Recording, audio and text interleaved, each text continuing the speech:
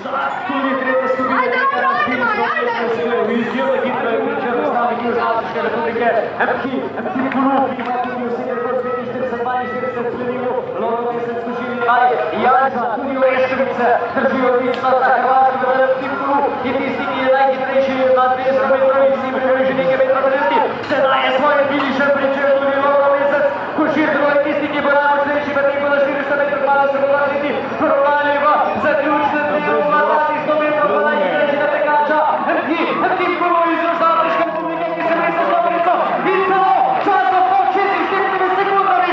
Izjemno hiter tek bomo videli v Novo mestu, Mtimkulu še nekaj metrov do cilja. 45-85 pa je čas zmagovalca v cilju. Izjemno hiter tek in nov rekord stadiona.